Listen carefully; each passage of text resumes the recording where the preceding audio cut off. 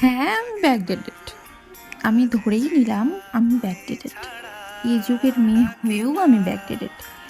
এই যুগের এইসব ওপেন মেন্টালিটি আমি বুঝি না।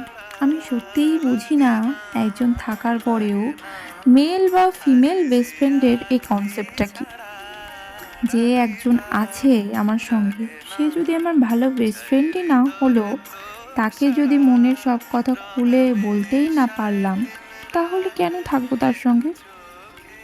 মেন্টাল সাপোর্ট, মেন্টাল সাপোর্টের জন্য যদি আমাকে অন্য কারো কাছে যেতেই হয়, আমার যদি মেন্টাল সাপোর্ট পাওয়ার জন্য আরেকটা বেস্ট ফ্রেন্ড করতেই হয়, একটু মন খারাপ হলেই তার কাছে ছুটে যেতে হয়, জড়িয়ে ধরতে হয়, তাহলে মনে হয় না এই সম্পর্কের কোনো মানে আছে বা ভিত্তি আছে। আমি মনে করি, বলতে পারো বিশ্বাস করি, দুজন মানুষের ভাগ শুধু দুজনের। আমি আমার পার্টনারের এক সিকি ভাগও অন্য কারোর সঙ্গে শেয়ার করব না, করতে রাজিও নই। আমি যার প্রেমিকা হব, যার স্ত্রী হব, সবার আগে তার ভালো বেস্ট ফ্রেন্ড হব।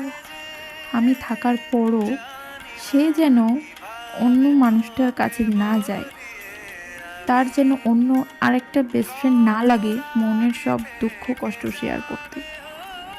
আর যদিও যায়, আমি ধরেই নেব তার চরিত্রে দোষ আছে।